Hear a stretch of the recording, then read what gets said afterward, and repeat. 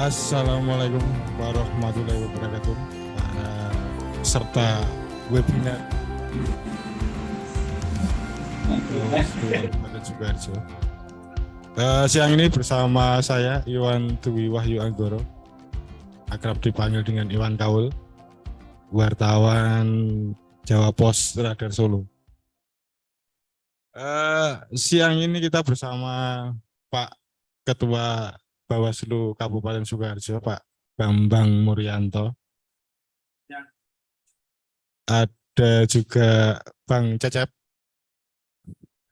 disapa penggemarnya Bang Cecep. Dan juga ada teman kita seperti Ketua Umum Partai ini, Brewoan, Mas Bayu dari JPRR. JPPR. Jadi ada yang gini.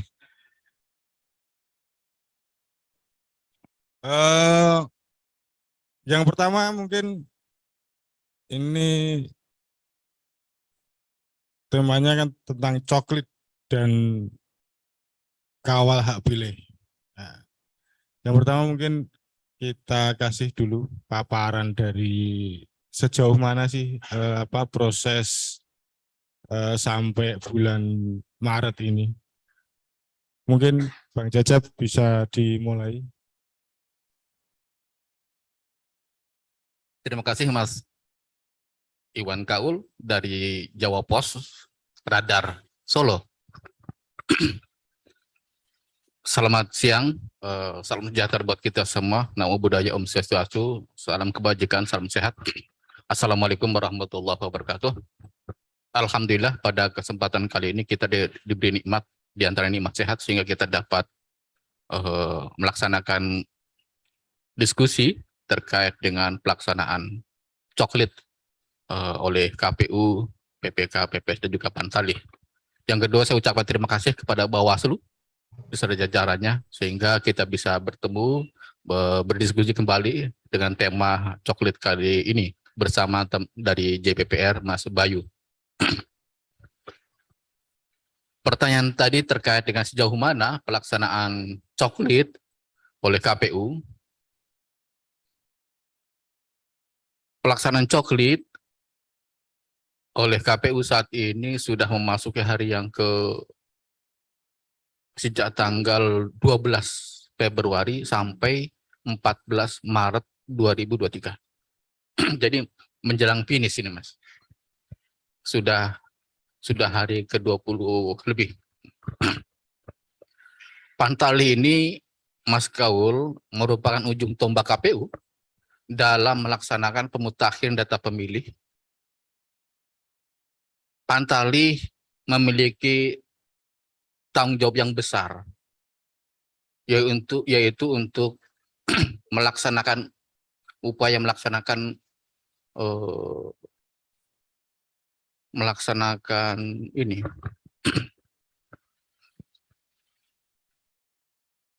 melaksanakan tugas-tugasnya terkait pelayanan hak konstitusional warga negara Sukoharjo, warga Sukoharjo, untuk tercatat sebagai pemilih di tahun 2024 besok. Tugas Pantalih yang sangat penting ini, itu Pantalih harus cermat, penuh tanggung jawab, fokus gitu ya, dan juga rapih gitu. Karena mendata-data ini harus sesuai dengan dokumen-dokumennya. Selain itu mereka juga, Pantalih ini harus bisa melakukan komunikasi bersama RT RW, bersama dengan PPS, bersama dengan pengawas kelurahan desa atau PKD di tempat kerjanya di wilayah masing-masing. Kalau kita melihat hasil rekapitulasi, hasil pleno KPU terkait dengan jumlah TPS di Kabupaten Sukoharjo, sesuai dengan hasil sinkronisasi KPU RI, jumlah pemilih di Kabupaten Sukoharjo pada pemilu tahun 2024 itu sebanyak 689.001. 689.001 tersebar di 12 kecamatan, 167 desa, kelurahan, dan kita saat ini tersebar di sekitar 2.533 pantang atau TPS. 2.533 TPS. Padahal ini sudah terstrukturisasi, jadi sudah dikurangi. Sebelumnya, awal-awalnya TPS kita Sukoharjo itu mencapai 2.808. Jadi kita kurangi sebanyak sekitar 2.073, Pak Ketua Bawaslu. Jadi banyak sekali. Sekitar 2.273. Jadi kita kurang TPS-nya dari 28 menjadi 25. Ini terkait dengan pendanaan dan sebagainya. Nah, saat ini teman-teman Pantali pada saat menjelang hari ke-20 kemarin, kita catatan saya diperkirakan sudah mencapai 69% menjelang 20 hari. Kemudian saat ini waktu saya koordinasi dengan teman-teman PPK kemarin, yaitu hari Selasa kemarin, rata-rata coklit manual sekarang ini mencapai sekitar 80-85. Ada yang sudah 90, 85, 80, dan ada yang cuma 75% ada satu dari 12 kecamatan. Tapi rata-rata semuanya di atas 80. Waktu hari Selasa kemarin. Dan kita pada saat koordinasi kemarin hari Selasa, ikhtiar kita nanti minggu ini, Sabtu dan minggu ini, kita bisa upayakan bisa selesai. Karena kita punya waktu nanti Senin Selasa itu kita untuk rekap gitu kan, untuk hal-hal yang tercecer, yang tercoklit atau yang terselip gitu. Jadi kita punya waktu sekitar 2 hari. Kita nanti evaluasi, dan besok juga kita akan turun di masing-masing kecamatan juga kelurahan, nanti desanya di tempat-tempat strategis mana yang akan kita evaluasi. Besok Jumat dan juga Senin juga kita akan turun kembali bersama teman-teman PPK dan PPS. Selanjutnya, Mas Kaul, bahwa dari data-data yang terus kita lihat, kalau sudah Coklit sudah hafal seperti teman-teman juga. Nah, data-data ini jadi 689.001 jumlah pemilihnya, kemudian jumlah TPS-nya 2.533. Terus, Mas? Nah, perkembangan waktu, nah ini, progres Coklit menjelang 20 hari itu, jadi menjelang 20 hari ya, 429, 310, kemudian pemilih baru itu mencapai 5.173, pemilih tidak memenuhi syarat itu 5.577, kemudian diperbaiki atau ubah data itu sebanyak 11.850, dan disabilitas itu ada 3.533. Ini sementara ya, jadi data-data sebelum menjelang 20 hari. Jadi berbeda karena progres Coklit ini selalu berkembang. Ini karena data saya dapatnya manualnya pada saat menjelang 20 hari. Tapi dengan menjelang 20 hari bisa dapat gambaran bahwa ternyata pemilih baru kita identik dengan ini yang TMS ini. Pemilih baru 5173, sedangkan TMS ini 5577, ya kan? Jadi berimbang lah. Sehingga kalau kita ada perimbang ini, kita tidak khawatir gitu Mas Paul. Dengan data-data semacam ini, pemilih yang diperbaiki sebanyak 11. Rata-rata yang diperbaiki itu terkait dengan ini Mas Kaul, keterangan nikah, belum nikah, begitu. Rata-rata sekitar itu. Disabilitas ini ada 3533, ada 6 jenis disabilitas, baik disabilitas mulai dari disabilitas fisik, intelektual, kemudian juga disabilitas sensorik, kemudian ada aksara, kemudian ada rungu. Gitu. Ada rincian-rinciannya tentang disabilitas. Next.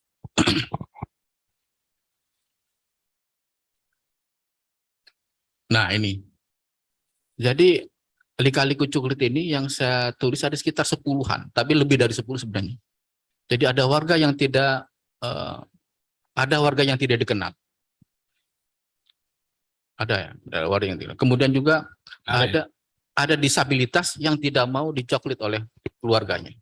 Ada, di lapangan itu ada. Kemudian juga ada formulir tanda bukti ini dibakar oleh masyarakat. Atau nggak tahu kok, masyarakat kampung kan, alah ini buat genian gitu, dibakar gitu aja. Apakah dikira nggak kepake gitu. Kemudian juga ada penulisan stiker itu kurang lengkap oleh teman-teman Pantali.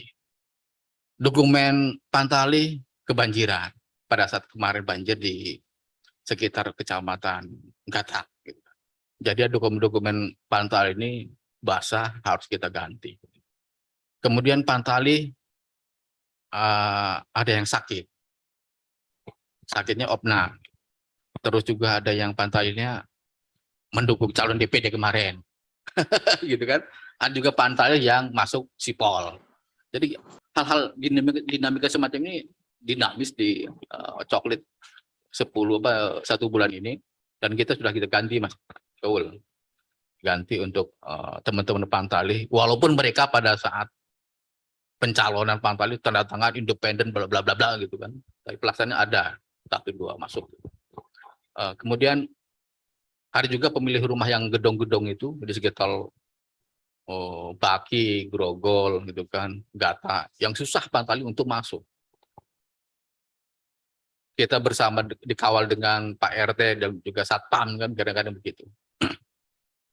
Kemudian ada juga diduga ganda Mas Ikaul. Ternyata setelah kita diduga ganda itu, nama istri dan nama suami itu sama.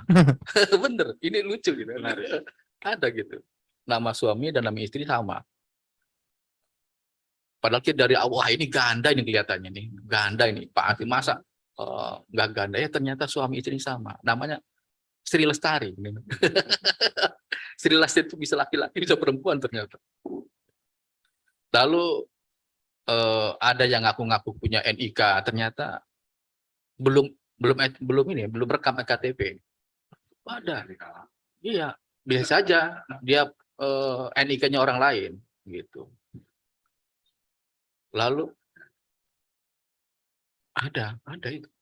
Kemudian kita juga di Markas Tentara kita harus coklit khusus itu. Kita harus buat surat tugas, harus rapi, pokoknya harus puluhan dengan Markas Tentara agar bisa pelaksanaan coklit itu sukses gitu. Banyak lagi persoalan-persoalan yang muncul di pernak-pernik coklit itu. Jadi misalnya di data pemilih itu ada perempuan namanya Aisyah. Di lapangan itu bukan Aisyah. NIK-nya sama. Aisyah tuh nggak ada. Gitu. NIK-nya sama, NKK-nya sama. Oh, bukan ternyata. Nggak ada begitu. Ada juga keluarga yang sudah keluarga, tidak punya kakak. Anaknya pun nggak punya NIK, gitu. Nggak punya kakak. Nah, data-data semacam ini kita komunikasikan dengan Dukcapil untuk segera melakukan rekam ektp mereka. Dibuatkan akte kelahiran dan sebagainya. Ada. Kemudian juga ada yang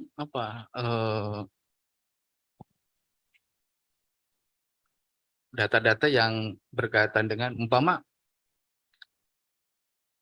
satu orang itu memiliki NIK, NKK double. Ada. Umpama saya punya anak. Kemudian anak saya ini saya buatkan NIK kakak saya.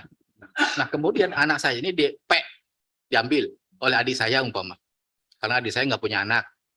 Nah di tempat adik saya ini, anak saya yang asli ini dibuatkan NIK kakak lagi, dia ganda, iya kan? Gitu. Bisa punya NKK ganda, bisa 2 gitu. Di lapangan model-model begitu. Jadi memang coklit itu mudahnya kita mendata sesuai dengan data kita contreng gitu kan, sesuai gitu kan. Oh, yang meninggal dengan dokumen akte surat kematian kita coret kan gitu ya, meninggal. Oh, ini sudah menjadi tentara kita coret kan, sudah TNI Polri.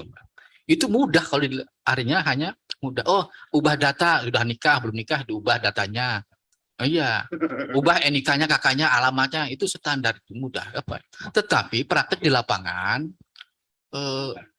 perubahan masyarakat, perilaku masyarakat, pindah datang, pindah pergi itu juga mewarnai perilaku, mewarnai pekerjaan-pekerjaan coklit. Gitu. Ada yang datang, ada yang sudah datang, pindah dari luar Sukarjo. KTP masih KTP asal, kakaknya sudah kakak Sukarjo, gitu. Nah, oleh karena itu perilaku semacam ini juga harus dilayani oleh Pantarlih. Dan kita tidak boleh mencoret, gitu. Tidak boleh mencoret. Karena apa? Kita khawatir nanti kalau di daerah asal dicoret, di sini dicoret, dia nggak punya hak pilih. Oleh karena itu, sepanjang ada dokumen kita terima, catat sebagai pemilik baru. Gitu. Nah. Termasuk umpama ya macam-macam seninya, seninya di pelaksanaan coklit ini bagi teman-teman Pantarlih dan apalagi nanti ditemukan oleh teman-teman Panwas gitu, ada yang menurutnya tidak lengkap, tanda tangannya tidak tanda tangan tanpa ada nama umpama ya. Ya memang tidak substansi tapi itu SOP-nya rakyat administrasi kan, seharusnya tertib administrasi. Yang disabilitas ya ditulis kalau ada, kalau tidak ada ya ditulis 0 gitu kan, aja dibiarin aja gitu. Kadang-kadang kan kemerungsung kan, nulis TPS itu tidak salah kan, TPS-nya tanpa nomor tulis TPS. Jadi Pantarlih kudu hati-hati, kudu teliti gitu, nggak boleh sembrono. Kalau kemerungsung ini itu datanya nanti keliru isinya gitu. Oh, oke. Siap. Mungkin kita ke Mas Bayu dulu. Mas Bayu, dari awal coklit ini apa yang Mas Bayu lihat? Kinerja dari KPU atau apa ya? Apa yang sudah dilakukan KPU ini apakah sudah maksimal atau bagaimana? Dari pengamatan Mas Bayu. Terima kasih. Assalamualaikum warahmatullahi wabarakatuh. Ketika akan digulirkan atau mulai masuki tahapan pemilu kaitannya dengan pemutakhiran data pemilih Pantarlih, kami mencoba mencerna apa itu tentang mekanisme coklit. Nah, kita bagi menjadi 2, yaitu pra-coklit dan pelaksanaan coklit. Kami sempat mencatat dan dalam catatan kecil kami, kita ketahui bersama bahwasanya untuk menuju suatu menjadi bahan atau menjadi data pemilih yang digunakan untuk coklit, sebelum tahapan ya next untuk ya itu KPU beserta dengan Kemendagri itu melakukan sinkronisasi, kalau nggak salah seperti itu. Nah, makanya di sini proses panjang tersebut sudah dimulai sebelum tahapan dilaksanakan. Nah, kalau nggak salah seperti itu, seingat saya. Nah, dan perlu diketahui juga, pasca pemilu 2019 maupun 2020, saya mencatat dan membaca ada yang namanya pemeliharaan data pemilih berkelanjutan. Iya ya, betul Pak Cecep ya. Ya. Dari basis pemilu 2019. 20, oke. Nah, saya mencatat pula untuk perubahan data itu kalau nggak salah 3 bulan ya. Tiap 3 bulan terus per semester gitu ya. Dilakukan rekap ulang. Perbaikan tiap bulan ya. Oh ya. Dengan menggunakan bahasa rakor dan Bawaslu kelihatannya juga diundang itu. Yang di stakeholder yang lain termasuk Pemda yang tidak pernah diundang dari pemantau memang bukan stakeholder mungkin ya. Tetapi steak iga bakar mungkin. Ya. Nah, ya, iya. Didaftarkan dulu mungkin. Iya. Oke, next dulu. Data tersebut tentunya dari KPU, ya itu kan secara terstruktur dilaporkan sampai ke RI ya Pak Cacep ya. Nah, dan harusnya prosesnya seperti itu. Nah, tetapi ketika pelaksanaan coklit kemarin, ada sahabat-sahabat saya yang bercerita bahwasanya dia itu dari luar kabupaten. Rekamnya di luar kabupaten atau beda provinsi dan sudah pindah ke Sukoharjo dan menyatakan pindah dan menjadi penyelenggara juga di sini. Tetapi dia tidak keluar di daftar pemilih yang digunakan untuk coklit di sini nggak keluar. Keluarnya masih di daerah asal. Oke, next dulu Mas. Nah, akhirnya ada pertanyaan seperti ini. Ini salah satunya. DP4 yang digunakan Kemdagri yang diserahkan ke Bapak itu apakah DP4 yang mana gitu. Kemudian ada 4 poin ini yang akan dicatat. Terkait dengan pemeliharaan data pemilih berkelanjutan kemarin, apakah itu juga digunakan dalam proses sinkronisasi dari data yang diserahkan ke Kemdagri untuk sinkronisasi di tingkat KPU RI.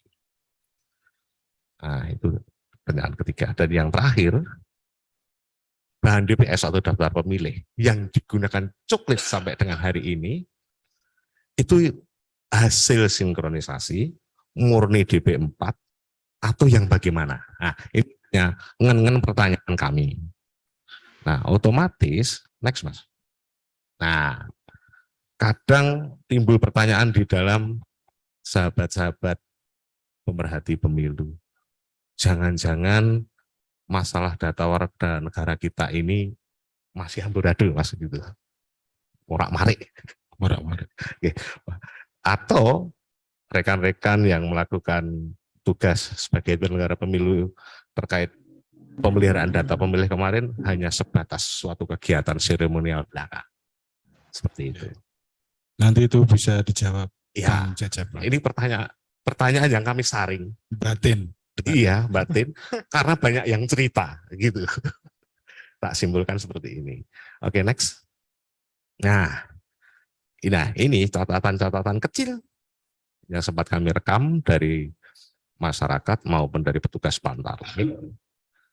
Bahwasanya petugas Pantarlih ada yang merasa kurang nyaman dalam melaksanakan tugasnya karena begitu melihat daftar pemilih terengah-engah.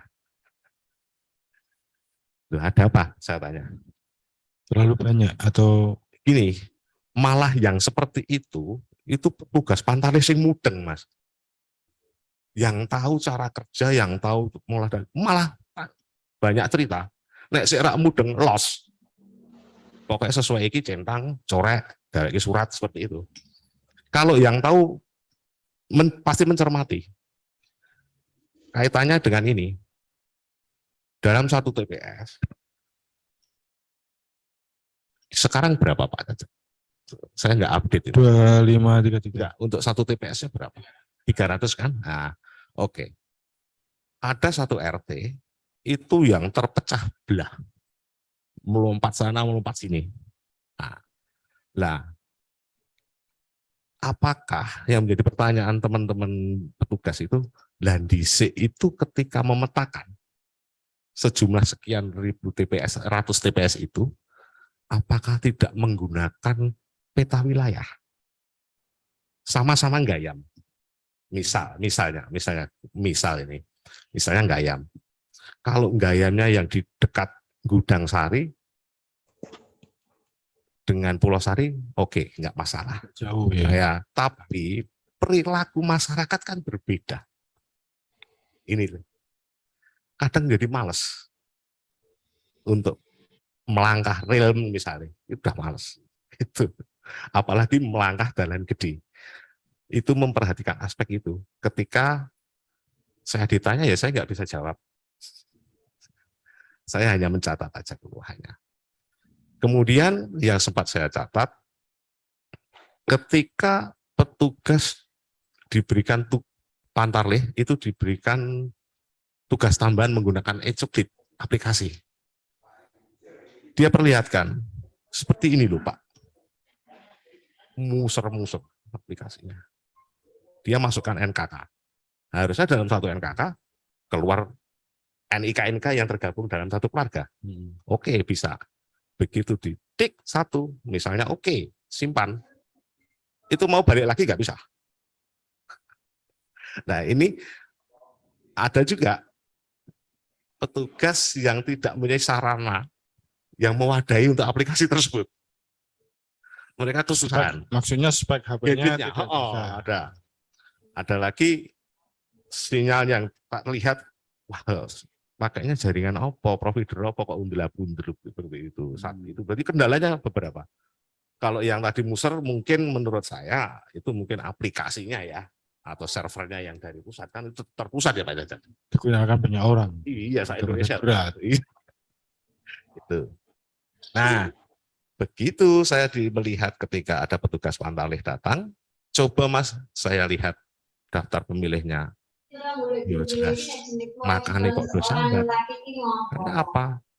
Proses sortingnya memang dalam syarat yang harus ada dalam daftar pemilih kan tercantum kolom ini. Itu terpenuhi, betul. Cuman isinya, Mas.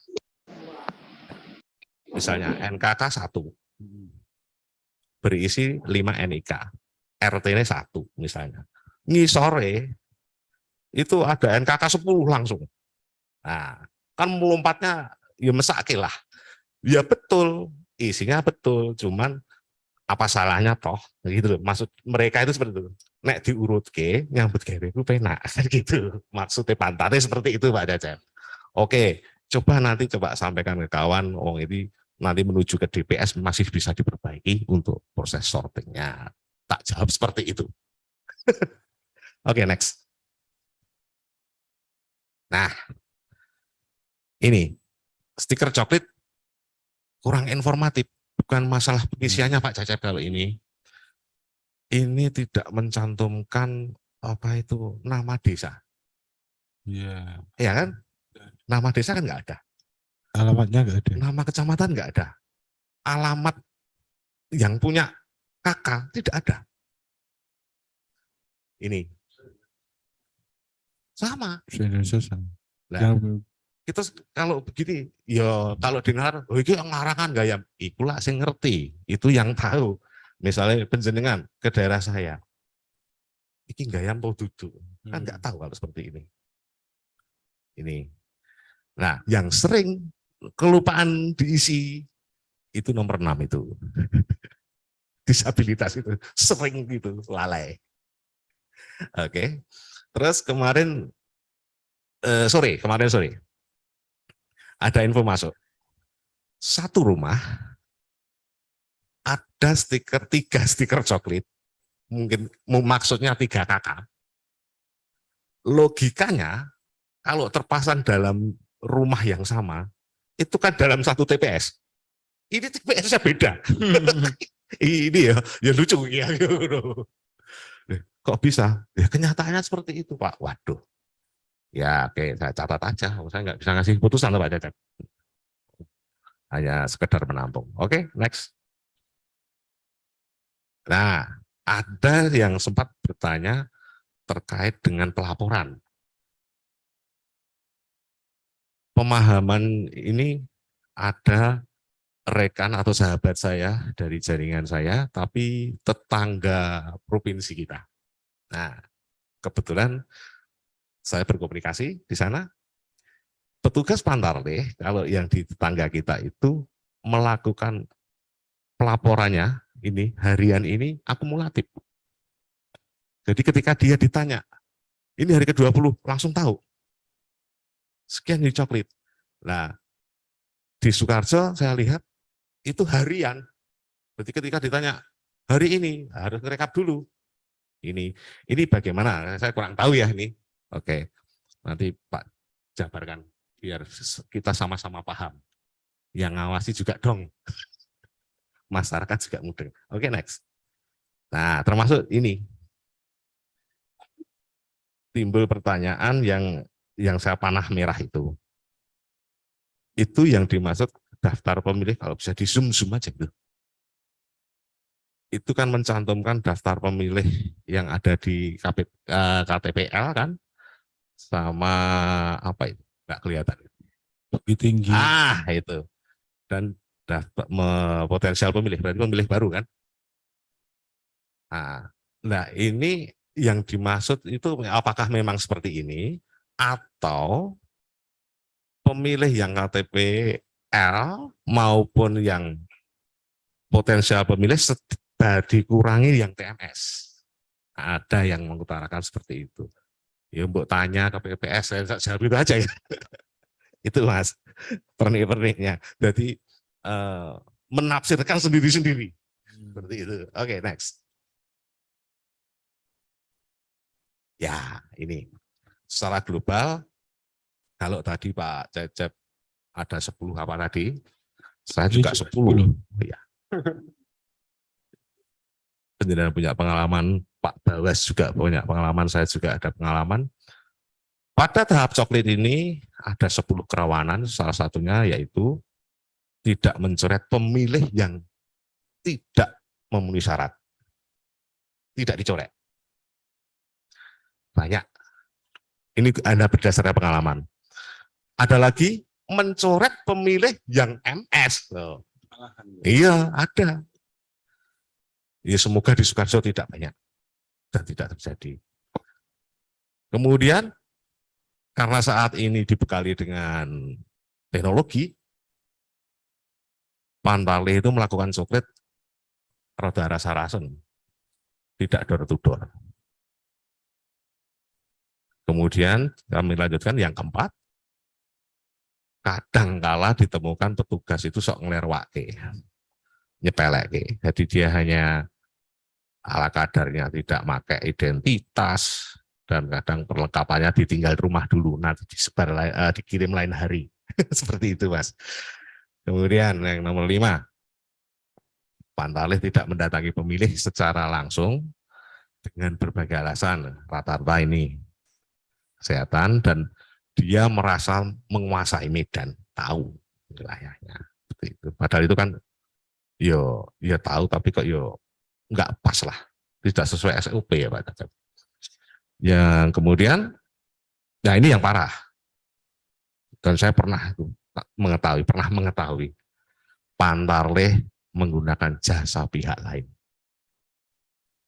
Masih di sub ke? Di sub ke? Wah, saya lagi model laba kok. Mungkin loh ya, mungkin. Karena saya pernah terjadi itu Mas. Dulu pernah ada. Ya coba nanti dari teman-teman dari pengawasan coba saya kan dari berdasarkan pengalaman menyimpulkan kerawanan seperti ini karena pernah terjadi. Taruh kata penjenengan dapat SK menjadi Pantarlih, jenengan sibuk pasrah ke anaknya. Nah, seperti itu.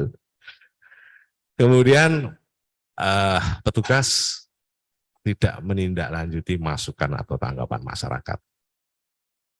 Itu. Contoh, di daftar pemilih dinyatakan misalnya memenuhi syarat. Padahal secara kenyataan, wis MD sudah meninggal, wis diomongi, lagi ora dengan dalih surat endi, surat mati nih, seperti itu. Memahaminya lain-lain Pak Caca ternyata gitu. Kemudian ini yang kadang ya, yang nomor 8 ini tidak tepat waktu. Tanpa kencan, memang kadang kan warga ada yang sibuk ya, yang namanya kegiatan sehari-hari, ora kencan, datang malam. Nah, kan kadang suasana hati yang ditekani kan kesel seperti itu. Nah, kemudian pantarnya kadang lupa, tidak nempel stiker. Yeah. Dan yang terakhir ini Pantarlih tidak menindaklanjuti rekomendasi pengawas pemilu. Apakah ini dianggap pengawas pemilu itu bukan atasannya? Kan sebenarnya bukan seperti itu kan, partner kan seperti itu. Oke, saya kira itu catatan kecil saya Mas. Sampai dengan hari ini. Ya, keren. Tadi sebelum berangkat ada yang ngontak juga. Ada yang ngontak. Tanya, Pak RT baru, karena ini lagi musim RT baru. Jadi gini, belum sempat tak masukkan. Jadi gini, dia dijak koordinasi Pantarlih. Di situ ada tiga NIK Pak. Rekamnya di Sukoharjo. Tetapi posisi sekarang di mana tidak ada yang mengetahui. Itu ceritanya 3 NIK tersebut dulu kontrak di Sukoharjo. Terus ada program apa itu Mas namanya, rekam KTP di sini, gitu. Masih tercatat sampai hari ini, tapi sudah sekian tahun nggak ada. Nah itu Pak RT ini ditanya, ya mudeng ya anyar, gitu. Terus nek dicorek, di TMS kan itu piye, kan ya ta? Nek di MS, ingin yo piye. Jadi galau itu ceritanya. Ya, yang mau berangkat tadi di kontak. Itu Mas Gal. Ya, kena perniknya.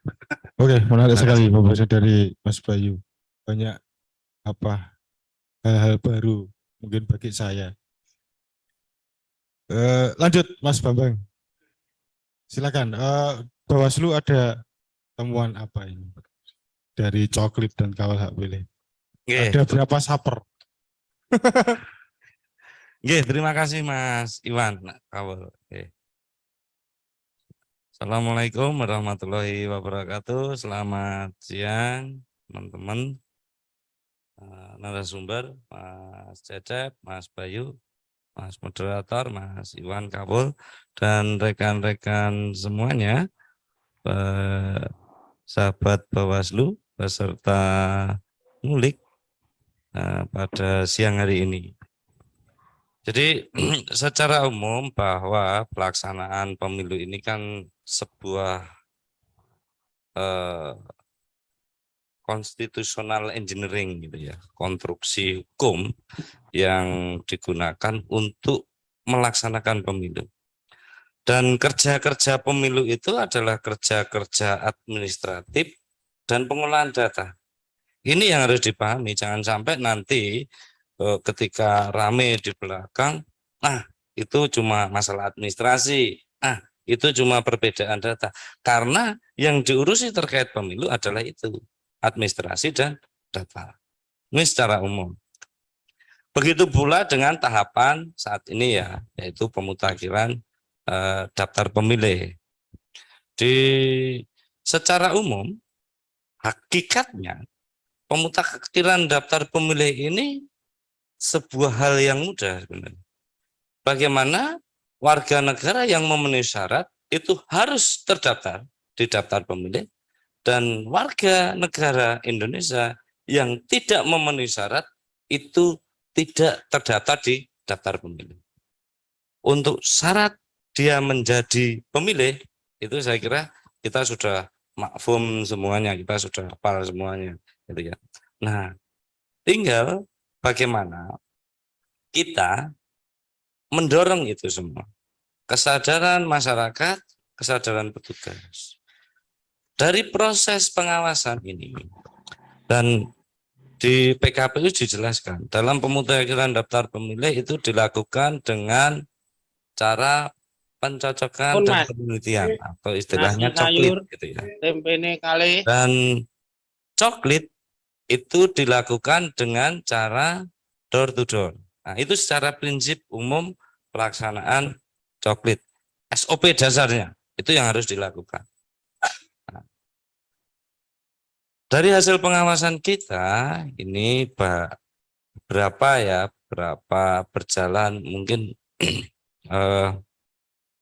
ya mungkin kalau dianggap merepotkan ya merepotkan. Tapi kan itu memang tugas kewenangan kita untuk menjaga jalannya pelaksanaan tahapan ini di rel yang benar, di jalur yang sesuai dengan amanat peraturan perundang-undangan. Dan ya kalau kita hitung persentase tidak begitu banyak ya terkait TPS yang harus coklit ulang, atau pantarlih yang harus diganti, ataupun terkait dengan perbaikan-perbaikan administrasi, ini tidak banyak, enggak lebih dari 10%. Tetapi kan ini sebuah catatan ya, catatan dalam penyelenggaraan pemilu serentak ini. Jadi selama ini kurang harmonisnya komunikasi antara penyelenggara yang di KPU dan Bawaslu ini yang biasanya menjadi permasalahan di bawah. Dan sebenarnya dari kami ini sudah terbuka ya, tetapi informasi yang masuk ke kita memang ada pihak-pihak yang menginginkan agar dari jajaran KPU dan Bawaslu ini untuk tidak bisa bersinergi. Ini ada di beberapa daerah. Ini memang Sukoharjo berarti ya. di Sukoharjo, Mas. Di Sukoharjo. Ya. Nah, memang ada pihak-pihak ketiga yang menginginkan itu. Jadi biar entah mungkin biar panas. Jadi setiap koordinasi mungkin PKD ada yang tidak diundang. Itu memang ada pihak yang menginginkan itu dan menyarankan itu ke BPS. Nah, itu memang ada ya. Nah, itu jadi kelihatannya memang apa ya, kelihatan panas. Tapi saya nggak tahu ya niatnya bagaimana secara umum. Tapi kita tetap menjaga itu, kita secara profesional menyampaikan temuan-temuan kita. Secara umum seperti yang disampaikan Bang Cecep dan Mas Bayu tadi ya, jadi teknis coklit itu ya problematikanya dari dulu sampai sekarang itu ya begitu-begitu gitu kan. Dan sebenarnya kalau kita sadar permasalahan coklit atau pemutakhiran daftar pemilih ini selalu tenang di awal, riuh di akhir. Nah, itu yang jadi problem kita. Jadi sebisa mungkin sekecil apapun pasti akan kita memberikan saran perbaikan untuk nanti pertanggungjawaban kita ketika dipermasalahkan di PHPU. PHPU ini di akhir, nggak mungkin PHPU di awal gitu kan. Karena di proses pemutakhiran daftar pemilih ini tidak ada proses sengketa, tidak ada proses mediasi gitu ya. Nah, jadi sejauh mungkin, semaksimal mungkin kita mengawal itu, mengawal perbaikan-perbaikan dalam proses tahapannya ini. Dan kemarin hasil kita juga ada 7 ya pantarlih yang mendukung DPD dan sudah diganti. Ini dialektikanya, dinamikanya di lapangan terkait pemutakhiran. Saya kira itu Mas yang bisa saya sampaikan. Itu nanti bisa kita perdalam dengan diskusi yang lebih mendalam gitu. Masih diingulik bersama saya. Ya, Teli. Bapak-bapak, ini kan kita sudah lama berkali-kali menggelar pemilu dan masalahnya di coklit ini kan itu aja sebenarnya. Ini pernah ada nggak sih upaya untuk meminimalisir ya data yang digunakan itu eh, sumbernya harus valid dulu misalnya dari pemerintah. Ini kan ambil dari pemerintah, kan? Dari Dukcapil, baru kemudian dicoklit katakanlah. Ini gimana baiknya ke depan gitu loh. Jadi memang pasca pilkada tahun 2020 kemarin ya, pasca pilkada kemudian sekitar bulan Februari Maret itu kita melaksanakan instruksi KPU RI terkait penyelenggaraan pemutahiran data pilih berkelanjutan. Nah, pada saat itu kita laksanakan bulan Maret untuk bulan Februari sampai 2022 kita melaksanakan koordinasi tentu bersama Bawaslu, stakeholder terkait diantaranya Dukcapil, Kementerian Agama, Pengadilan Negeri. Kementerian Agama ini terkait ya adalah warga masyarakat Sukoharjo yang beragama Islam di bawah usia 17 tahun melaksanakan pernikahan, itu rekomendasinya adalah dari Kemenag kan gitu. Kemudian yang non Islam di bawah usia 17 tahun dapat rekomendasinya dari Pengadilan Negeri. Nah, kemudian yang TNI Polri adalah terkait pensiun, atau sebaliknya warga masyarakat Sukoharjo yang menjadi TNI Polri. Itu kita dapat data-data setiap bulannya dari stakeholder Kabupaten Sukoharjo. Gitu. Nah, terakhir kemarin pada saat musim COVID itu kita dapat data didorong oleh Bawaslu dari Dinas Kesehatan. Jadi kita dapat data data meninggal dunia Karena COVID itu ya. pasca COVID itu yang tercatat Dinas Kesehatan sekitar 800 berapa gitu. Iya 9.000. Jadi tahun 2021-22 gitu ya. Kemudian setiap bulan kita melaksanakan rapat koordinasi dan pleno terkait pemutahiran data pilih berkelanjutan. Dan plenonya bersama teman-teman, termasuk pada satu pleno ikut partai terlibat ya, ikut sasarannya. Jadi memang kita memelihara data ini sejak awal pasca pilkada. Nah, kemudian hasil pilkada terakhir bulan September tahun 2022 kita selesai pemutahiran data pilih berkelanjutan itu, kemudian kita stop data itu, kemudian selanjutnya adalah diunduh oleh KPU RI. Nah gitu, data ya diambil kan oleh KPU RI dan dikunci, sudah selesai. Kita tidak bisa macam-macam lagi, nggak bisa. Nah kemudian pada bulan Desember dan Januari itu Januari ya ininya dapat kiriman data untuk persiapan coklit data kita sebanyak 689.001. Itu hasil sinkronisasi, oleh itu haknya KPU RI. Kita tidak ya kita nerima matang apa adanya. Kalau ditanya KPU RI benar, itu urusan KPU RI dengan Mendagri gitu loh ya. Datanya ya 689.001. Nah, data itu data 689.001 itu kita instruksinya tidak boleh pada saat coklit ya. Kita tidak boleh menambah, tidak boleh mengurangi data apapun hasil sinkronisasi. Pure 100% kita turunkan kepada Pantali 100%. Gitu. Jadi kita ngerti itu sudah almarhum tahu, layat ngerti, adalah layunya tahu, tapi kita tidak boleh mau TMS, ini kita coret saja, enggak, kita tidak boleh. Kita tahu tetangga kita pindah itu tahu, tapi secara pribadi itu tidak boleh mencoret gitu. Memindahkan tuh, ini pendatang baru, kita tidak boleh menambah. Tidak boleh.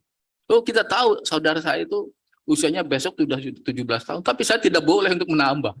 Jadi pure 100% kita data dari hasil sinkronisasi KPU RI itu kita turunkan kepada Pantali. Gitu loh. Nah, kemudian di lapangan banyak cerita dinamika kan? Iya kan, data ini tadinya namanya Asia ternyata bukan gitu kan.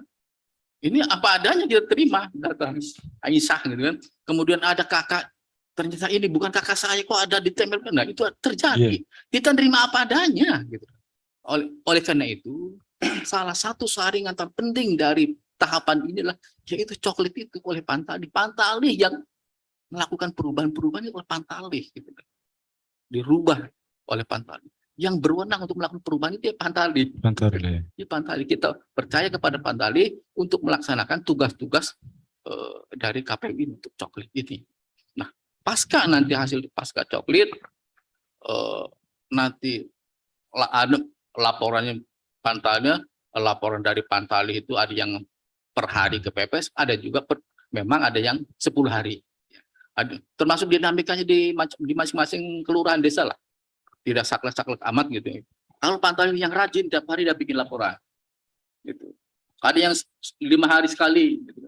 Ada 10 hari. Nah, artinya tetapi yang jelas Pantali wajib berkoordinasi dengan PPS minimal 10 hari. Setiap 10 hari gitu, minimal. Bahkan kalau dengan RT harus sering, karena apa? Satu, pasca undang-undang Disdukcapil yang baru bahwa sekarang itu pindah domisili tidak perlu lapor RT RW kan gitu. Kalau saya pindah ke Solo, ke Karanganyar, saya tidak perlu lapor RT saya, langsung aja online bisa. Nah, makanya dampak dari kebijakan ini banyak warga yang baru yang tidak kita kenali karena pindahnya online. Ujuk-ujuk ada warga baru, warga kita yang entah dari mana. Suku Cadar baru, Pak Iya, RT nggak kenal. daftarnya online. Nah, kita sudah sadar bahwa wah pasca udah ini nanti coklit ini rada lumayan ruwet ini. Karena apa? Pak RT itu belum tentu tahu ada warga baru. Iya, makanya kebijakan kita warga baru yang tidak kita kenal pun tidak boleh dicoret. Kalau dulu jelas Pak ya, warga tidak kenal kita coret. Bukan penduduk sini kita coret. Kalau sekarang tidak boleh untuk kita coret. Karena apa? Kita khawatir kalau kita sekarang dicoret, di daerah asalnya dicoret, nah, akhirnya apa? Hak pilihnya Hilang. tercabut, hilang. Tercabut. Oleh karena itu, nanti ada tahapan-tahapan pencoretan itu, yaitu ada nanti kan hasil dari coklit ini menjadi daftar pemilih sementara di pleno PPS. Disitulah ada dinamika untuk memperbaikan data pemilih ini di PPS. Umpama ada ganda antara TPS 1, TPS 2, RT 1, RT 2, itu bisa dicoret oleh PPS. Kemudian pada saat ada ganda di antara desa bisa dicoret oleh PPK. Gitu. Oh, antara ganda di tingkat kecamatan dicoret oleh KPU. Jadi nanti datanya itu ya dinamis, tidak saklek gitu ya. Tidak laporan PPS pleno 100, besok bisa aja di PPK bisa 99. Bisa jadi. Nah, memang sekarang ini logika hukum kita di pemilu ini adalah sistemnya de jure, bukan de facto. De jure ini sesuai dokumen kepemilikan data kependudukan.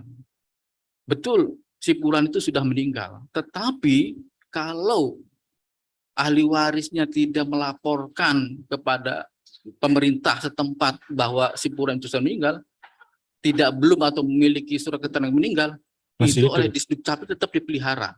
Benar, Disdukcapil tidak berani untuk mencoret orang meninggal di datanya, walaupun itu tahu tetangganya.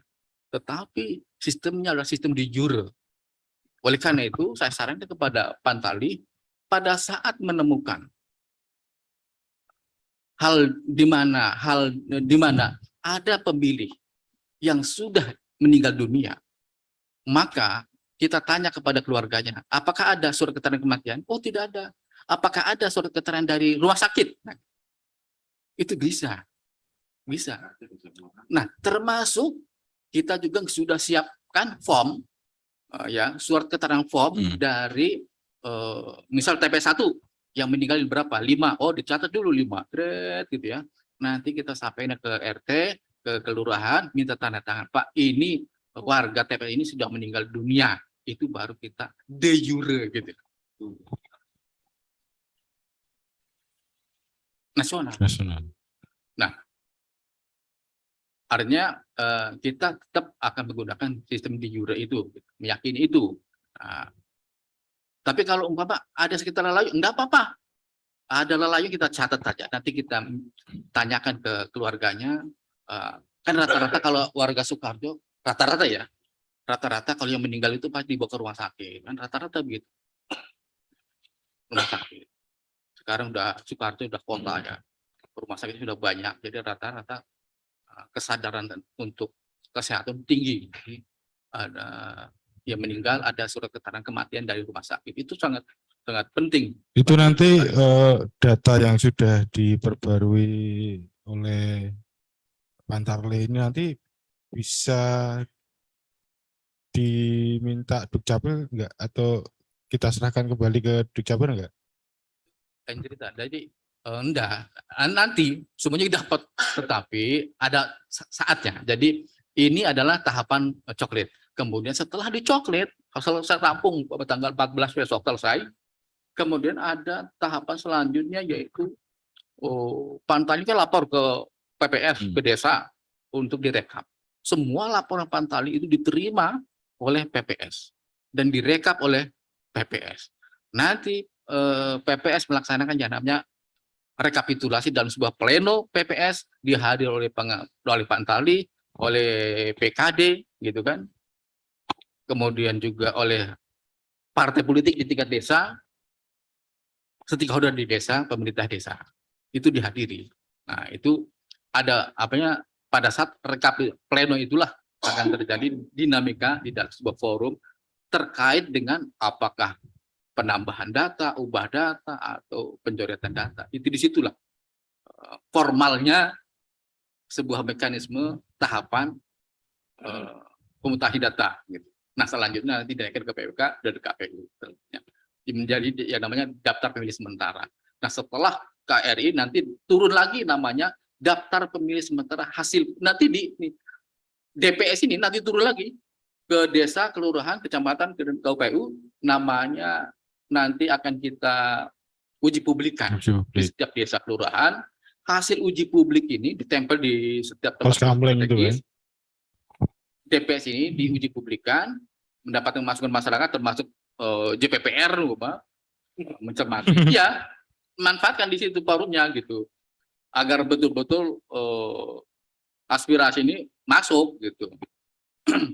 Artinya di situ forumnya ada forum untuk aspirasi masyarakat di situ. Nah, setelah diuji publikkan, kemudian PPS melaksanakan yang namanya pleno rekapitulasi daftar pemilih DPS hasil perbaikan, DPS HP istilahnya ya, hasil perbaikan di PPS pleno, kemudian sama dihadiri dan PPS wajib memberikan hasil berita acara ini disampaikan kepada pengawas desa, kepada partai politik di desa, di stakeholder dari pemerintahan desa, termasuk kepada PP Panwascam, kepada PPK gitu. Berita acaranya dikirim sama. Nah, kemudian hasil pleno DPSHP ini juga ditindaklanjuti oleh PPK untuk rekapitulasi di tingkat kecamatan DPSHP. Sama nanti KPU DPSHP menjadi DPT, daftar pemilih tetap. Nanti bergulir terus. Gitu. Setelah DPT diumumkan menjadi daftar untuk pemilu, coblosan itu datanya akan digunakan semacam itu. Ya, yang DPT itu bisa diserahkan ke Capil untuk diubah juga. Persoalan Capil itu nanti urusan data RI nanti. Kita pada saat pleno di KPU pasti Dukcapil dapat tembusan. Kalau Bawaslu itu pasti dapat ya tembusan berita acara itu pasti dapat. Apakah nanti juga Capil itu bisa mencoret yang meninggal gitu loh? Nah, itu seharusnya Dukcapil yang jawab. Itu bukan kewenangan. Iya, makanya itu. Ya. Apakah selama ini nggak dilakukan begitu? Kalau datanya kan masih kayak amburadul. Ya, artinya itu kewenangan di Dukcapil, bukan kewenangan kita. Kewajiban kita adalah hanya memberikan berita acara hasil pleno di KPU kabupaten. Gitu. Nah, selanjutnya apakah di Dukcapil mau diawan itu urusan di Dukcapil. Gitu. Mau ditanggapi, Mas? Saya tergelitik ini, Mas. Gini, tadi sudah Kita bincang jauh sampai dari proses coklit sampai DPS, DPS sampai DPT. Seperti ini, gitu. Kamu ini, Mas Bambang selaku Bawas, jenengan ngawasinya gimana? Apakah jenengan punya basis data juga pada saat proses apa itu coklit ini? Itu satu. Kemudian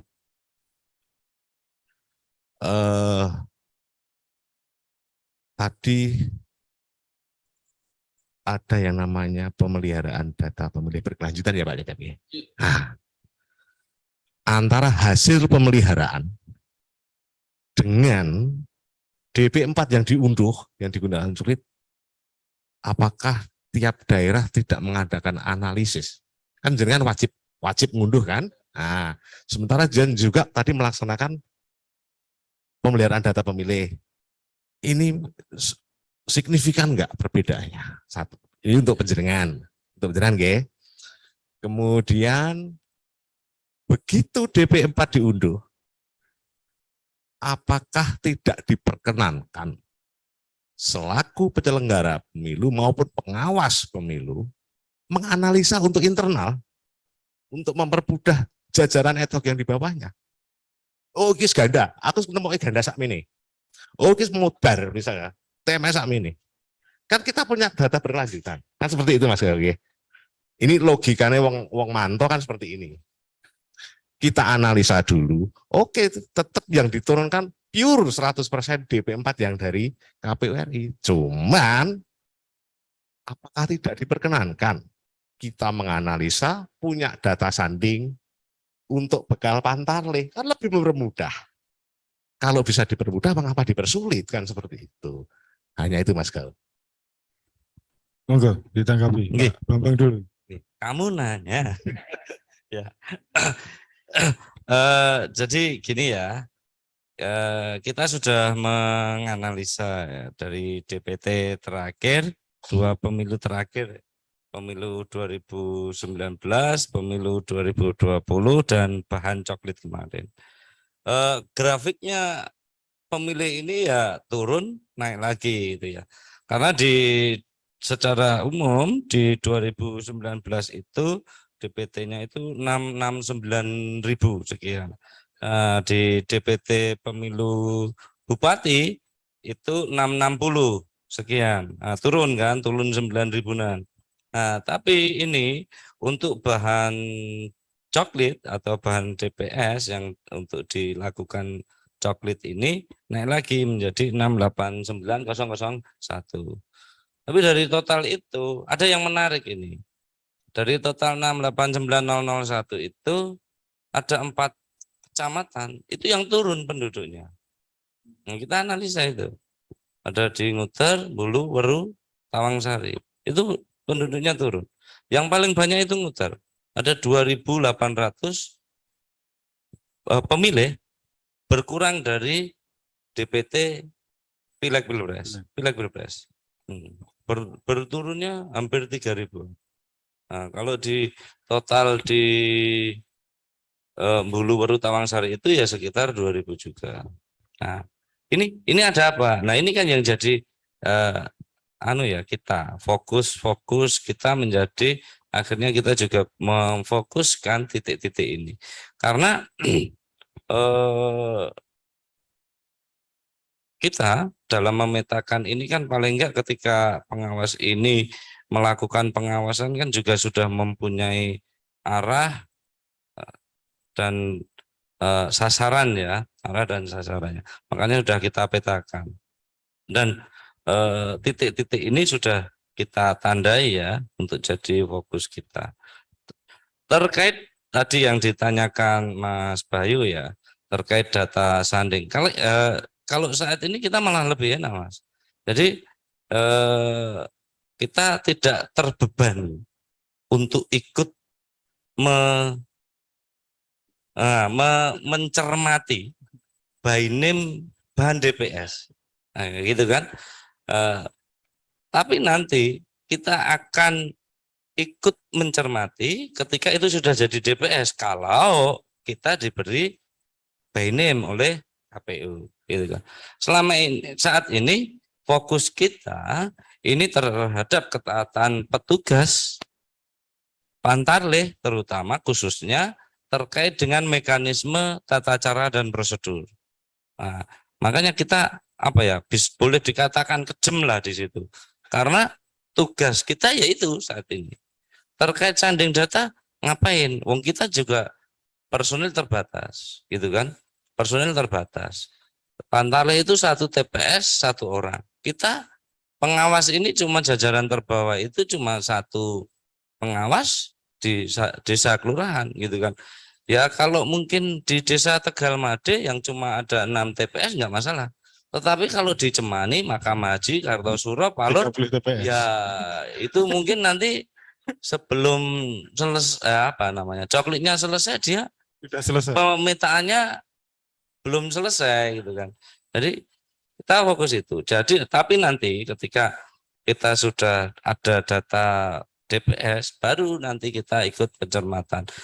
Tinggal nanti hasilnya ini kita ukur bagaimana efektivitas dari coklit kemarin gitu kan. Apakah setelah kita sudah sarper himbauan gitu kan bertubi-tubi hampir tiap minggu ya kita kasih himbauan, kita kasih sarper gitu kan. Tapi nanti kita tinggal lihat hasilnya. Dan harapan kami hasilnya semoga saja bisa maksimal gitu. Begitu Mas. Oke, siap. Terkait. Sebelum ke Pak Cecep, bagi peserta webinar kayak sing turu. Bagi yang mau bertanya silahkan bisa diketik sepertinya. Iya Pak Cecep, mau dijawab pertanyaan dari Bang Bayu tadi Pak.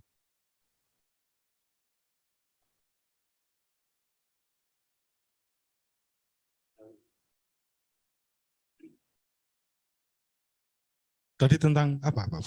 Jadi itu saya ngerti. Jadi apakah data hasil pemutahiran data pemilih berkelanjutan yang tidak salah sekitar 656 dari itu ya di bawah itu ya. Kemudian sekarang kok angkanya 689. Nah, itu karena ada pemilih baru, potensi pemilih baru. Ada memang yang tersinkronkan, yang elemen data perubahan elemen data ada. Cuma datanya saya di HP ini pernah dulu tak kasih jangan ya dulu kita. Apa data-data itu nggak dipublish? Iya, Itu kan tidak memuat by name kan? ada ininya di web itu di penulisan berita namanya. Iya, di berita rekapitulasi pemutahiran detail berkelanjutan. Jadi ada angka-angkanya. Jadi memang hasil pemutahiran detail berkelanjutan pada akhir bulan September itu angkanya masih sekitar 665 sekitar itulah ya. Kemudian sekarang 659 berapa gitu. Kita masih ingat kok. Masih ingat. Kemudian sekarang kok 689 kan gitu. Ini memang ada pemilih baru, potensi pemilih baru. Potensi pemilih baru sekitar 45 ribuan. 40 sampai 49 ribuan. 49 ribu. Itu. Jadi, oh iya wajar. Karena apa?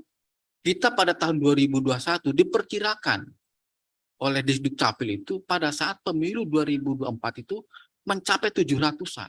Oleh karena itu kita berani pada saat itu, pada tahun 2021, mentargetkan TPS kita sebanyak 28.008. Gitu loh.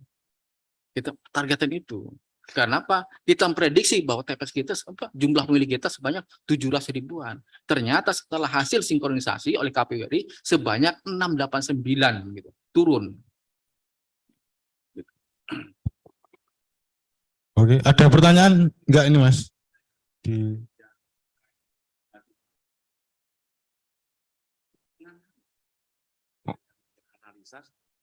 Membuat suatu analisa. Contohnya seperti bahan coklat tadi yang saya sampaikan tadi, akan KPU daerah di kabupaten kan ngunduh, ya kan? Nah, sebelum diturunkan, memang yang diturunkan kan yang murni ini dari KPU maupun pengawas misalnya, itu membuat suatu analisa minimal itu untuk menandai gitu loh Mas. Jadi nyambut gawene sing ngisor itu nggak begitu sepaneng wong wis eneng rambu-rambune. Loh, ini sing kira-kira TMS iki sendirikan. Walaupun yang diturunkan masih murni ya, cuman ada data sanding, maksud saya seperti itu. Kemudian ini loh, ada masukan dari misalnya kawan-kawan kita disabilitas. Ini loh yang benar, Pak Bambang itu disabilitas. Yang kini di DP4-nya masih 0, kode 0. Ini loh berkebutuhan khusus Pak Bambang, udut misalnya. Seperti itu. Diperkenankan enggak? Dan kalau diperkenankan, apakah di Sukoharjo Bawas maupun KPU itu membuat seperti itu untuk mempermudah pengawasan maupun mempermudah teman-teman Pantarlih? Itu Mas Gaul maksud saya. Ya. Loh Mas Kawul, ini mantan KPU itu tanya begitu tes gitu loh. Mus ngerti yuk, ngerti semua perubahan data itu Mas Kawul. Itu semuanya melalui pleno KPU itu. Nggak boleh masing secara Ini tidak merubah data, nggak merubah data. Yang digunakan untuk bahan coklat saya tahu, DP4 yang diunduh. Cuman kita itu berupaya mempermudah petugas ad hoc maupun Pantar. Ya, maksud saya seperti itu. Itu menyalahi enggak? Hanya sebagai data sanding dari DP4. Teman-teman Bawas, teman-teman KPU ngunduh jegrek, dianalisa kegandaannya. Dianalisa, cuma sebatas analisa untuk pegangan. Itu maksud saya. Bukan untuk mencoret langsung, bukan. Yang diturunkan 100% yang hasil unduh. Mas Bambang barang itu gimana? Itu loh. Kan untuk mempermudah dua belah pihak ini dalam bekerja, maksud saya seperti itu. Iya, saya paham. Ya. Artinya kita pada saat melihat data hasil sinkron KPU RI yang data 689.001 itu, kita lihat ada yang diduga ganda, ada yang diduga ganda, ada yang artinya apa dan ganda satu, yang tidak rasional itu ada gitu, ada. Makanya diturunkan enggak? Artinya data sandingnya itu. Saya ini hanya melaksanakan instruksi KPU RI agar kita tidak boleh mencoret dan tidak boleh menambah dan mengurangi gitu. Itu artinya kita melaksanakan. Apakah besok itu dimungkinkan? Baik, pertanyaan dari Pak Dwi Setiono. Sing dhuwur kae yuk. Dwi Setiono. Baca yang sana. Data warga baru itu sumbernya dari mana? Gitu, Pak Cecep. Yang kedua dari Jatmiko Nugroho. Pada Pak Cecep. Pak Cecep, apakah besok itu dimungkinkan di satu TPS pemilihnya lebih dari 300 pemilih? Karena mungkin ada potensi pemilih baru yang akhirnya melebihi 300 pemilih. Maaf. Jadi pemilih baru pada saat Pantarlih melaksanakan coklit door to door dari rumah ke rumah itu, bisa saja warga masyarakatnya ternyata keluarganya itu yang tadinya usia 15 tahun besok itu sudah sekarang umpama 16 tahun dan besok diperkirakan pada tanggal 14 Februari 2024 itu sudah usia 17 tahun. Kita masuk sebagai pemilih baru. Atau pada saat Pantarlih itu melaksanakan coklit door to door, hal di mana ternyata orang tuan rumah itu sudah pensiun dari TNI Polri, itu menjadi menjadi pemilih baru. Jadi pemilih baru itu bukan persoalan usia, jadi pensiunan dari TNI Polri menjadi pemilih baru sebagai masyarakat sipil biasa, gitu loh. Artinya dari usia yang atau usianya di bawah 17 tahun, hal di mana usianya 17 tahun ternyata sudah pernah melaksanakan pernikahan, kita data menjadi potensi pemilih baru, gitu loh. Jadi banyak hal yang berkaitan dengan pemilih baru itu. Ya. Apakah Undang-Undang 74 perkawinan, Undang-Undang perkawinan. Jadi banyak artinya berasal dari manakah pemilih baru itu? Yaitu jadi bisa dari usia yang tadinya memenuhi syarat 17 tahun sekarang sudah 17 tahun itu maknanya 14 Februari tahun 2024, bukan sekarang. Kalau sekarang mungkin masih 16 tahun. Besok sudah 17 tahun. Oleh karena itu teman-teman Pantalih jangan keburu-buru mencoret pada saat ada potensi pemilih baru sekarang ini. Ini sekarang masih 16 tahun. Jangan dicoret tuh. Karena apa? Nanti tanggal 14 Februari sudah 17 tahun. Kita masukkan. Yang pertanyaan kedua. Ya. Yang apa pertanyaan kedua ya? Pak, yang dari Pak Jat. Dari Pak Jatmiko Nugroho. Pak Cecep, apakah besok itu, terkait TPS lebih dari 300, kita, saya di KPU dan juga operator menegaskan bahwa hasil dari coklit Pantalih dan nanti diserahkan kepada PPS, pastikan satu TPS tidak boleh melebihi dari 300. Gitu. Bicara nih, itu nanti teman-teman PPS yang di bawah yang akan melaksanakan ya di TPS mana yang longgar kan gitu. Jadi tidak boleh melebihi dari 300. Harus 300 ya. ya. Iya. Nanti memang nanti di dalam di pleno PPS rekapitulasi di tingkat PPS itu memang ada potensi untuk dicoret, hal-hal dicoret itu ada. Kenapa? Diduga ganda kan begitu, bisa terjadi. Ada yang tidak memenuhi syarat meninggal tadi, bisa terjadi. Jadi laporan dari hasil Pantalih itu belum tentu sama linear dengan nanti keputusan di PPS. Karena apa? PPS punya kewenangan untuk mencoret, gitu loh. Ada diduga ganda, gitu. Eksekusi nyurat-nyuratnya Iya, di PPS. bisa karena ada mekanismenya.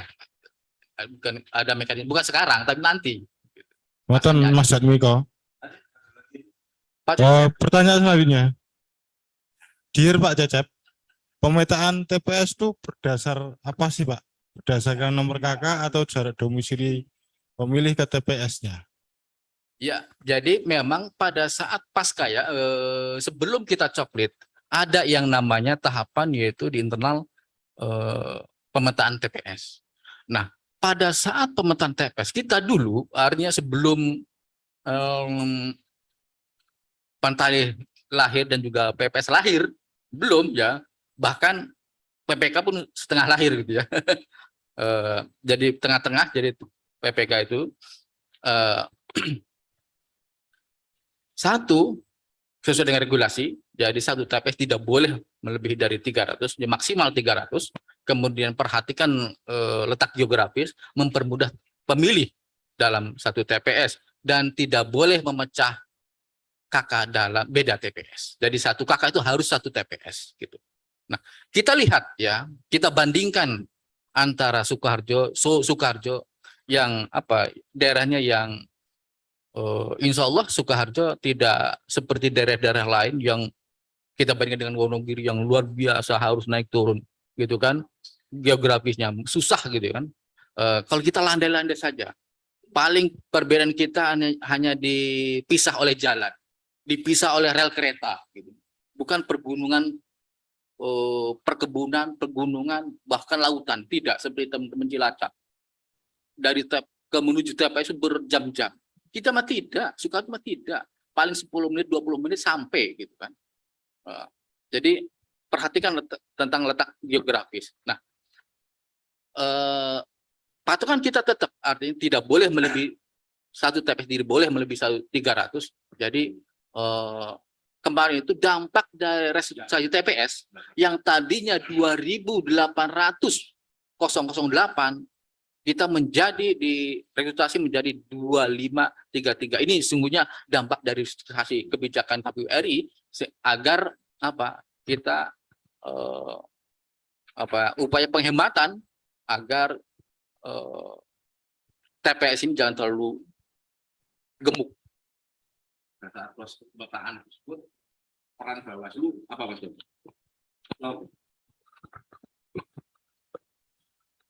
Iya. Jadi ya Kopi. kita kita ya cuma memastikan saja KPU sesuai prosedur.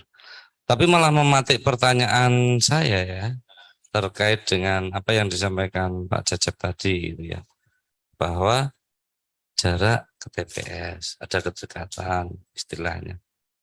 Dan di Sukoharjo ini ada loh daerah yang ke TPS itu harus mutar dulu lewat kabupaten lain Wonogiri. gitu kan. Ya, Wonogiri. Iya, di Bulukerjo dan di kota aja ada itu. Tegalrejo Bulaan itu dia harus mutar gitu kan. Kalau mau dibuat satu TPS ya nanggung, kalau enggak dibuat satu TPS juga dia ada di seberang kali. Dan ada juga yang cuma 10 KK. 10 KK ini. Ini dikepung di Kulon Kali itu dikepung ke Kabupaten Klaten. Nah, gitu loh. Itu saya kira yang sana Bulaan yang kidul jembatan. Kidul jembatan Jarenan. Itu ada 10 KK yang milik Suparjo. Tapi di Kulon Kali. Terus yang jadi pertanyaan tadi terkait dengan aksesibilitas dan lain-lain, kedekatan. Terus bagaimana tanggapannya? Ataukah mungkin ada kebijakan ke depan terkait mungkin tadi yang disampaikan Mas Bayu? Ada satu rumah yang terpecah di 3 TPS. Otomatis logikanya 3 TPS ini pasti. Mungkin ini salah satu, ini mungkin dia mungkin 1 KK ada di TPS 3, 1 KK TPS 4, 1 KK ada di TPS 5. Ini mau ke TPS 3 ini mesti lewati TPS ke TPS 4 pasti lewat TPS 3 gitu. Mungkin loh ya. Nah, mau ke TPS 5 ini mungkin melewati TPS 3, TPS 4 gitu kan. Nah, apakah ada dimungkinkan nanti ketika penyusunan DPS-nya ini kan hasil coklit nanti, terus penyusunannya itu di regrouping lagi gitu. Nah, apakah bisa di regrouping lagi? Terus kalau bisa di regrouping lagi, pertanyaannya stikernya bagaimana, gitu kan? Karena tanda bukti terdaftar dan stikernya itu dia terdaftar di TPS 4, kalau di regrouping di TPS 3 bagaimana gitu kan? Ganti stiker. Semakin sulit kan? Gitu. Saya kira itu, Mas. Gitu Pak Cecep. Banyak sekali masalah di Kebun ini. Oh, biasa kalau pemilu, kalau nggak ada banyak masalah nggak pemilu.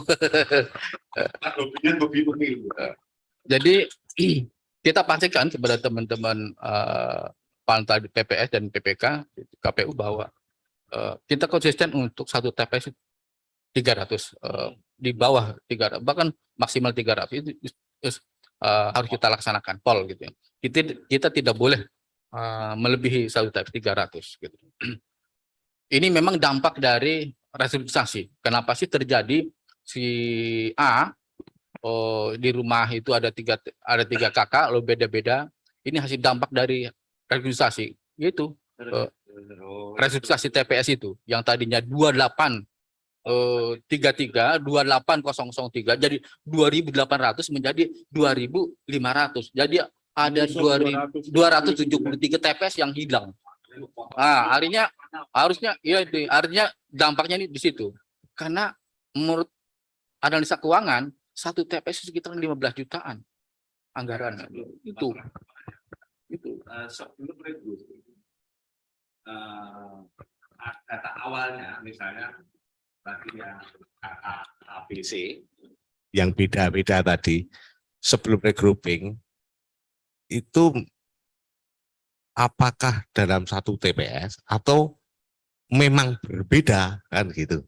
Okay. Jadi memang pada saat kita pemetaan TPS kita serahkan kepada PPK. Kita pastikan PPK untuk mengkawal pemetaan TPS bersama karena lahirnya PPS ini kebelakangan PPS ini.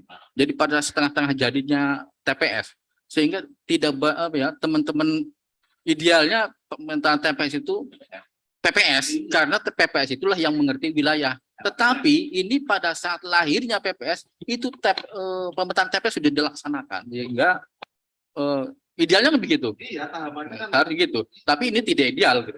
Karena seharusnya pemetaan TPS itu oleh PPS karena PPS lah yang mengerti kondisi wilayahnya. Bukan PPK. Karena PPK ini hanya 5, kemudian dia harus menguasai di desa. Jadi ada memang beberapa kakak yang pisah-pisah gitu. Ya karena tadi kan saya matur, dibekali peta wilayah gak sih? Kan gitu. Kan ada batas-batasnya RTI. iya ada, tetapi ada peta-peta itu. Saya baru tahu kalau yang menggunakan PPK. Ya udah. BPK kurang menguasai Medan.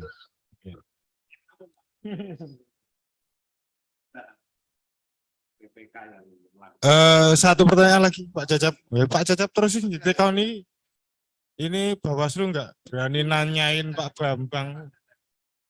Pertanyaan Pak Cacap, bagaimana proses coklit pemilih tidak berdomisili di daerah pemilihan, namun KTP-nya masih di situ. Aturannya Pantale harus mencoret pemilih semacam ini, namun dalam prakteknya banyak petugas tidak berani atau takut saat harus mengumumkan suara datang ke TPS. Pantale juga boleh mencoret kan?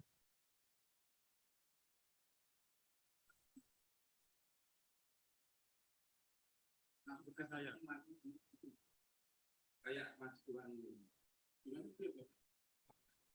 KTP-nya mana? KTP-nya Ngadirojo, Wonogiri, domisili di Selogiri. Aja masuknya kayak di kecamatan bagaimana? Kecamatan. Oh.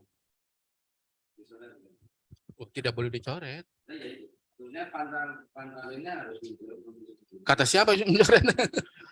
Nggak boleh dicoret Mas Tri. Nggak boleh. Jadi Dijawab yang pertama saja berarti. Jadi seperti umpama ya, saya ini de jure saya itu Gayang. Dokumen KTP saya itu Gayang. KTP saya sekarang NPWP saya alamatnya Gayang. Tetapi de facto saya, rumah saya, tinggal saya di Jombor.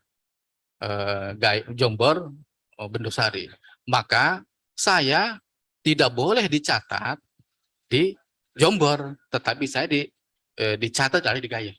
Gaya tidak dicoret. Tidak boleh, tidak boleh. Mungkin maksudnya Nah, begitu. Jadi Mas, jadi kita mekanisme adalah de jure sesuai dokumen kepemilikan KTP kakaknya, bukan de facto-nya. Memang de facto-nya dia Mas ini dari mana? Kecamatan mana? Jadi Enggak ada dia. Jadi umpama sekarang ini umpama ya, dokumen pemilikan KTP kakak itu tinggal di Kecamatan Sukoharjo.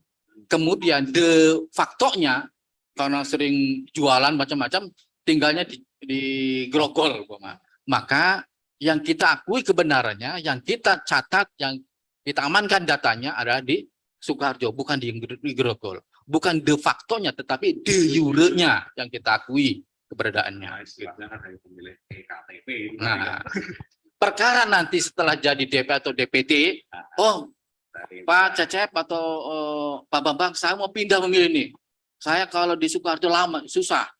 Karena jualan saya di Grogol. Saya pindah memilih. Oh bisa melaksanakan pindah memilih menggunakan daftar A pindah memilih. Kalau dulu A5. Gitu kan. Jadi bisa. Pindah memilih sebentar. Sekalian ini untuk Terkait dengan kesempatan untuk pindah memilih tadi, saya agak bingung ini. Enggak, karena beda. Enggak, A5 sekarang dan A5 dulu beda kan itu. Nah, sekarang kalau tadi dicontohkan enggak kan untuk kedepannya gitu Pak, untuk gambaran. Contoh itu tadi, oke lah di Sukoharjo, saya pengen nyoblos. Karena saya domisili di Grogol, saya pindah ke Grogol. Itu pindah ke sana nanti pada saat hari H, apakah untuk itunya apa jenenge kertu suarane komplit atau tidak? Itu karena kalau dibandingkan seperti mahasiswa misal putrane Mas Bambang kuliah di Jakarta atau Jogja, kan juga pindah memilih. Itu mengajukannya pada saat DPT atau saat kapan, terus yang didapat apa. Ini sekalian, ini teman-teman yang ikut webinar, punya gambaran gitu loh Pak. Kapan aku kudu ngejok Wah, saya nggak mudeng aturan sekarang ya, gitu. Saya nggak update gitu.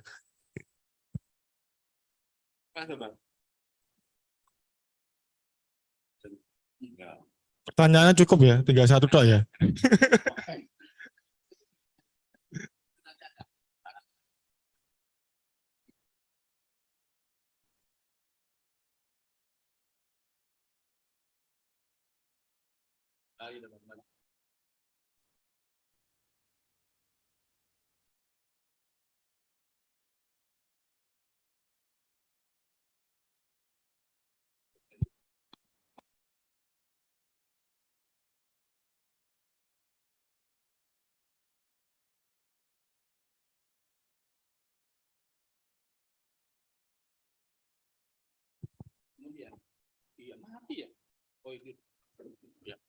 Warga Sukoharjo, tinggal di Sukoharjo, dapil 1 Sukoharjo, gitu. Kemudian pindah ke Grogol. Grogol itu dapil 1, 2, 4. Dapil 4 kan? Nah, dapil 4 umpama ya kita cermin dari pemilu sebelumnya itu dapil 4, maka dia hanya mendapatkan 1 presiden, DPD, DPR RI, DPD provinsi, kabupaten kota tidak, karena beda dapil. Iya, gitu. DPRD, makanya ada resiko. Iya, ada resiko pada saat mengambil keputusan pindah memilih, maka itu ada dampak dari surat suara yang tidak terpenuhi. Itu dilayani. Nanti dilayaninya bisa dia mengajukan di PPS, mengajukannya di PP. Itu Apakah sekarang sudah? nanti belum nanti itu Sabar, masih baru ada lama. dicoklit. Masih ada lama ya. BPT ya. Ya, nanti masih ada lama. Jadi nanti bisa mengajukan ada 2 tempat bisa mengajukan itu. 1 adalah tempat tujuan atau asal. Oh gitu. Asal itu misal asalnya dia di Sukoharjo, di PPS-nya Sukoharjo bisa, di PPK-nya Sukoharjo bisa, atau di KPU Sukoharjo bisa. Yang kedua, di tempat tujuan, di PPS-nya Grogol, tujuan mana lah, di PPK, PPS, atau di KPU tujuannya. Jadi kalau dulu hanya PPS dan KPU, sekarang boleh PPS, PPK, KPU. Di tempat tujuan maupun asal. Yang tadi yang pertanyaan Mas Bambang contohnya tadi yang pindah di beda provinsi tadi. Tergantung dapilnya, provinsinya. Oh, gitu. Jadi misal pindahnya ke orang Wonogiri. A5 juga. Pindah memilih itu A5 ya, istilah sekarang populer A5. Wonogiri itu secara letak geografis paling dekat dengan kita, dengan Sukoharjo. Tetapi dapil provinsinya tidak akrab dengan kita. Bukan satu dapil. Dapil R-nya pun beda. Jadi kalau orang Sukoharjo pindah ke Wonogiri atau sebaliknya, orang ke Wonogiri pindah nyoblos di Sukoharjo hanya dapat presiden, wakil presiden, kemudian DPD RI, DPD iya udah. Karena dapil provinsi RI-nya beda, apalagi kabupaten. Walaupun dekat loh kita antara Wonogiri dan Iya. Sukoharjo. Iya. Ini menarik, mungkin bisa jadi tema ngulik berikutnya.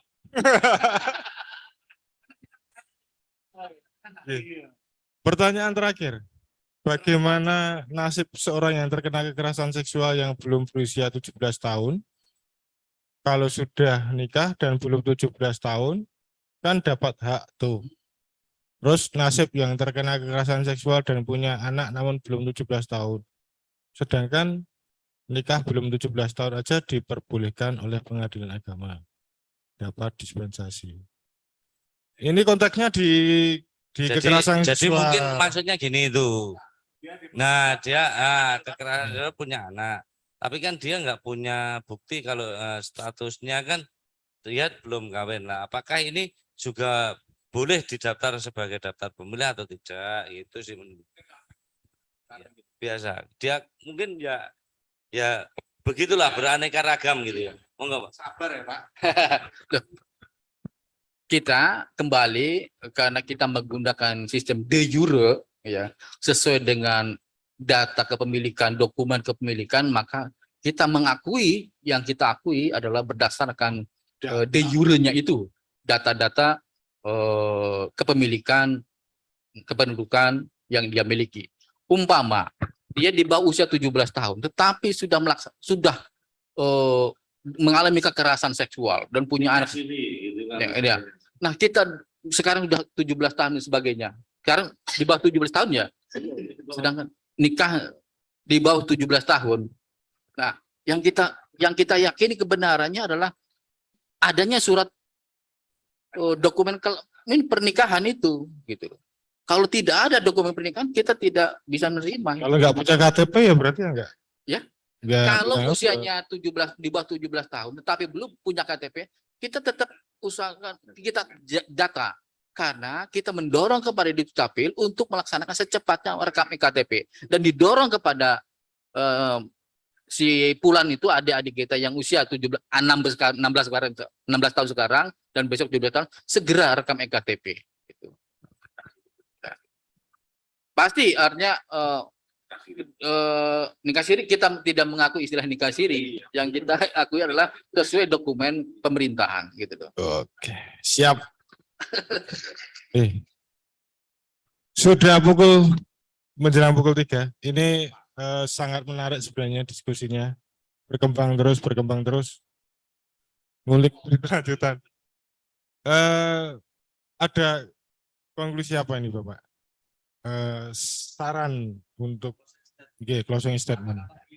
Oke. Dari Pak Bambang dulu. Jadi saya pesan ya hari ini ya. Jadi masih banyak petugas yang tidak taat prosedur. Ini saya kira nanti KPU dan jajarannya untuk mengetatkan di minggu-minggu terakhir ini. Jadi mungkin ada di luar dari 10 kasus tadi. Jadi ada di beberapa wilayah itu ya.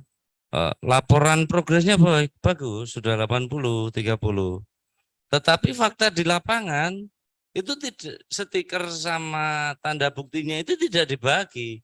Di PG sendiri di rumah kayak gitu. Di PG sendiri di rumah. Ya bonggolnya sudah dikirim mungkin, tapi kan tanda bukti dan stikernya tidak. Karena dia sudah US ini saya sudah hafal semua. Itu satu. Yang ya makanya ini tinggal rentang kendali KPU ini di detik-detik terakhir, di minggu terakhir ini kan katanya banyak barokah dan karomah gitu ya. 10 hari terakhir. Nah, itu kan untuk menggiatkan kembali, mendorong kembali daerah-daerah yang progresnya minim, baik progres faktualnya dan aktualnya gitu.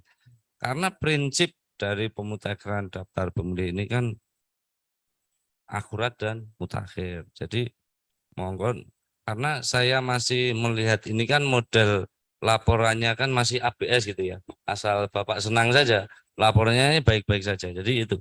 Saya harapkan KPU dalam minggu-minggu terakhir di hari coklit ini untuk mungkin sering-sering turun ke lapangan. Matur nuwun Pak Bambang. Pak Bayu, closing statement-nya nanti ditutup oleh Pak Cacat. Oke. Closing statement saya apa ya ini ya?